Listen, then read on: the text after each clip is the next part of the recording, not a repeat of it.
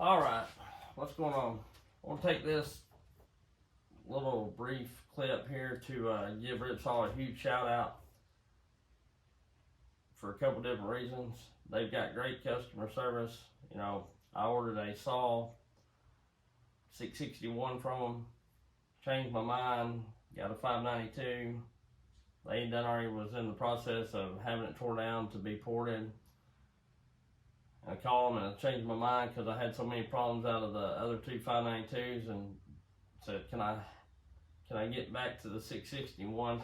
And they was like, yeah, I mean, it's going to take you a little bit longer now to get your saw till we do our next batches of 661s, but yeah, we want you to be happy with your purchase. So they let me swap. Of course, you know, I paid the difference. They reimbursed me money, and then I paid the difference to get the 661 back, because the 592s I think is a little cheaper. But anyway, you know, that's top notch. They could have said, no, you know, we done got your saw tore down, you gotta, you know, that's what you're getting. But they were cool about it, and they just told me the 592 would go to the next person in line. So also, they sent me quite a bit of merch. You know, sent me an email saying I could get 7 free items for buying. You know, I bought a few saws from them, but I've also bought some chain and bars and different things, accessories or whatever. And so they give me, you know, let me pick out 7 items. And of course I screwed that up. I read the email wrong. I thought it was just 1 out of 7. And so I picked a couple things. I was going to pay the difference, and then it paid it for me. And I thought, well, they messed up somewhere. Then I went back, reread the email, and it was 7 free items. So I emailed them and was like, you know, I know y'all's giving me this stuff anyway, but I didn't get 7 things. And so they give me a new promo code and let me, or told me to email them what I wanted, and they sent it to me, and they ended up sending me some extra stuff. So I got a couple of hoodies, a beanie, a cup, sticker pack, a couple shirts, a hat, you know, in which some people are like, oh, they ain't, you know, could be like, that ain't no big deal, you know, but they didn't have to do that. And you know, everybody needs shirts and hoodies for something, you know. So anyway, I thought it was cool, and pretty nice of them.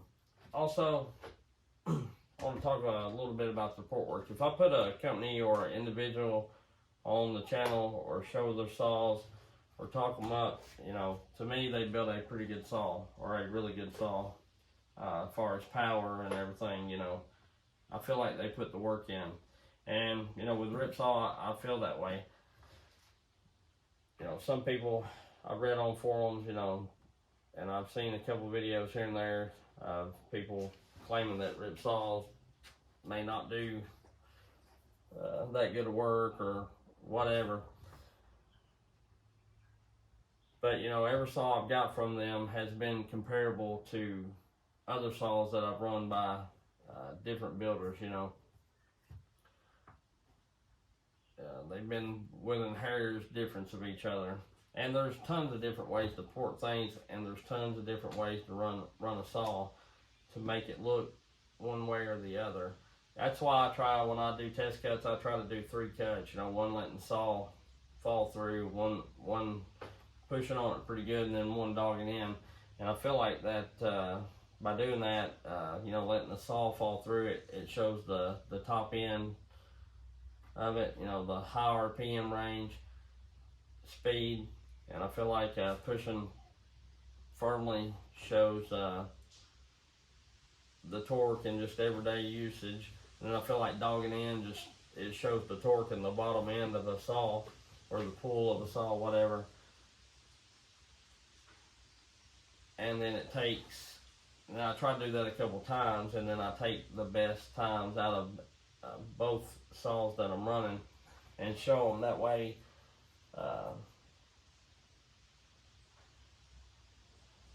I try to make it as fair as I can.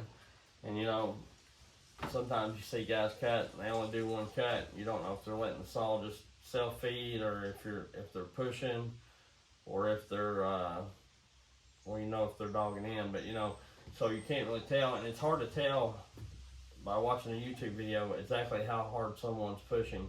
I mean, you can push a little harder on one saw and make it look like it's less torquey and slower, and you know, it will be sound less torquey and it will be a little slower. So, you know, until you run the saw yourself, you really don't know. But anyway, I can say this, you know, there has been, you know, saws that are maybe a hair's difference one way or the other, like maybe one have a little more torque, one have a little more chain speed, or vice versa, or whatever.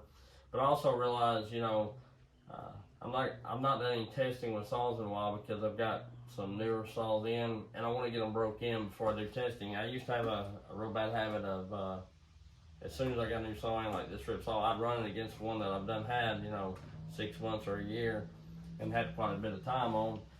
And I found that these Huskies take a little longer to break in, so it's not really a fair shakeout, you know. So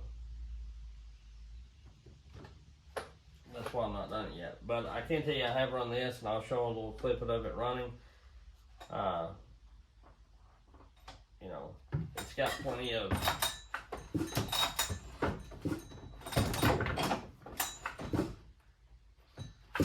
torque. Yeah, so, or plenty of compression, I mean. So anyway, they built a good saw to me, you know. Is there people out there that probably have stronger saws? Probably so, you know. But I feel like most porters and any builder, you know, like even the saws I have built already by other people, they probably can build a stronger saw. But, you know, probably more for race applications, you know. Most builders try to put out a strong work saw that they think is going to last. And some people's version of what's going to last the longest is a little different, so they might do a little different stuff. And then, you know, some people know exactly who they're porting for, so they feel comfortable going a little further because they know the person's going to run a good oil, going to run it 40 to 1 or 32 to 1 and run a sharp chain. And when you get a company, like some of the companies I've featured on my channel,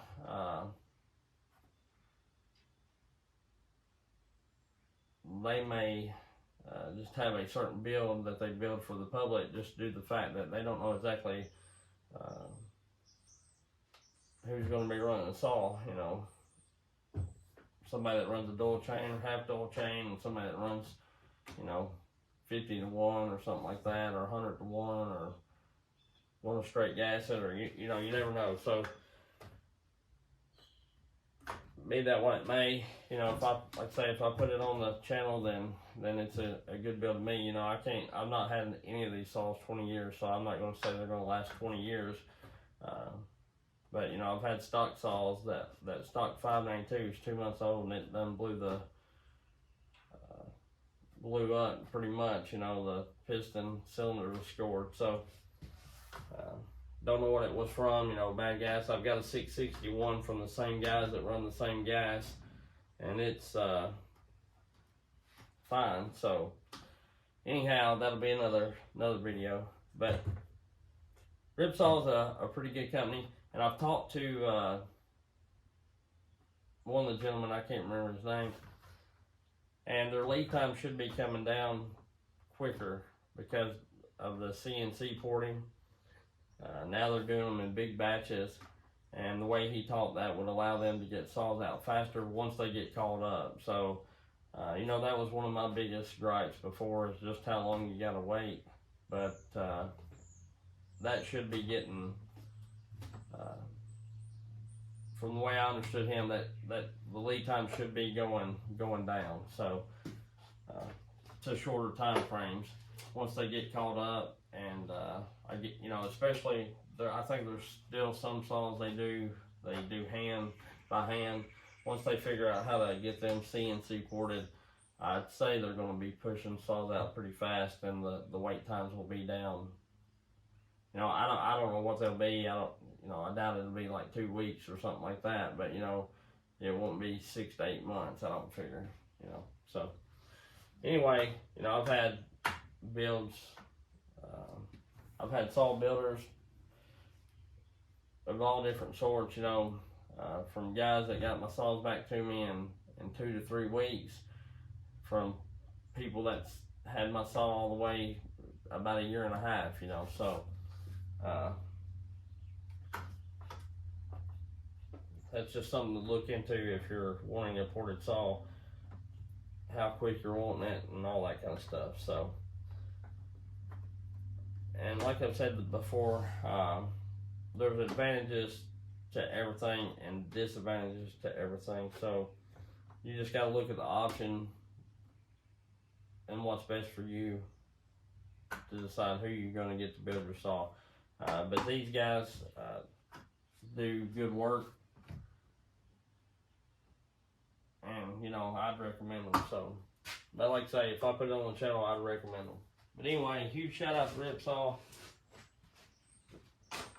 Get good customer service and build a good saw. So here's a clip of it running. We'll catch y'all later.